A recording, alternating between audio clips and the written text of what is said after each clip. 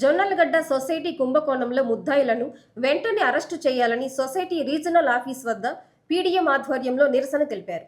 నరసరావుపేట మండలం జొన్నలగడ్డ గ్రామంలో ఉన్న జీడీసీసీ బ్యాంకు కుంభకోణంలో కోట్ల రూపాయలు అక్రమాలు జరగడం, దాని కారకులైన వీరారెడ్డి, కృష్ణారెడ్డిలను అరెస్టు చేసి మిగిలిన ముద్దాయిలను అరెస్టు చేయకుండా మౌనంగా ఉండడాన్ని ఖండిస్తూ నరసరావుపేట లింగంగుట్ట కాలనీలో ఉన్న సొసైటీ రీజనల్ ఆఫీస్ వద్ద ఉదయం 11 గంటలకు నిరసన వ్యక్తం చేసి తదుపరి అర్జీ అందజేశారు.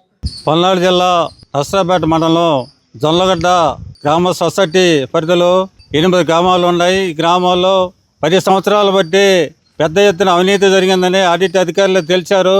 మరి ఇక్కడ ఉన్న అధికారులు అది లోన్ తీసుకున్న రైతులు రసీదులు తీసుకొని వస్తే మరి పాస్బుక్లు ఇవ్వకుండా ఇబ్బంది పెడుతున్నారు. మేము ఒకటే తెలియజేస్తున్నాం. మరి ఇక్కడ ఉన్న మన బ్రాంచ్ మేనేజర్ గారు కానీ అసిస్టెంట్ మేనేజర్ కానీ ఒకటే చెబుతున్నారు. మరి ఏరారెడ్డి కానీ అదేవిధంగా బ్యాంకులో ఎటువంటి అవినీతి జరగలేదని తెలియజేస్తున్నారు. మరి ఆడిట్ అధికారులు దాదాపు 85 లక్షల పైన అవినీతి జరిగిందని ఇప్పుడున్న బ్రాంచ్ మేనేజర్ గారిని కూడా 4వ ముద్దాయిగా కూడా చేర్చారు. కాబట్టి వెంటనే స్పందించి సహకార శాఖ మంత్రి గారు అదేవిధంగా ఇక్కడ ఉన్న ఎమ్మెల్యే గారు, ఎంపీ గారు కూడా స్పందించి మరి ఎవరైతే బ్యాంక్ మేనేజర్ 4 ఉన్నారో 4 మీద చర్య తీసుకొని వాళ్ళ ఆస్తులను జప్తు చేసి రైతులకు చెల్లించిన డబ్బులు బ్యాంకులో జమ చేసి వాళ్ళకి వెంటనే పాస్బుక్లు ఇవ్వాలని.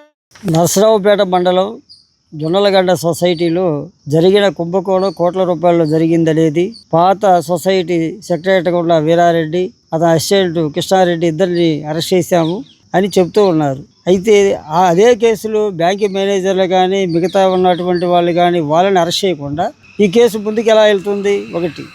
2, రైతులు రుణాలు కట్టిన తర్వాత వాళ్ళ క్లీన్ సర్టిఫికేట్ ఇవ్వకుండా రైతులకు రుణాలు ఇవ్వకుండా, రైతులు పాసు పుస్తకాలు ఇవ్వకుండా రైతులు చాలా ఇబ్బంది పెడుతూ ఉన్నారు. ఈ రోజున రీజనల్ ఆఫీస్ అయినటువంటి ఇక్కడికి వచ్చేసి ఒక అర్జీ ఇచ్చినట్లుగా ఒక ఫోటో తీసుకోవడానికి కూడా నిరాకరించడం అంటే మరి వాళ్ళు ప్రభుత్వ అధికారులు, ప్రైవేట్ అధికారులు అనేది మనం ఆలోచించాలి. ప్రభుత్వ అధికారులకి రైతులు కానీ ప్రజా సంఘాలు కానీ ఎవరైనా సరే అర్జీ ఇచ్చినప్పుడు అది మీడియా సమక్షంలో ఇచ్చినప్పుడు దాన్ని ఎలువ చేయాలి.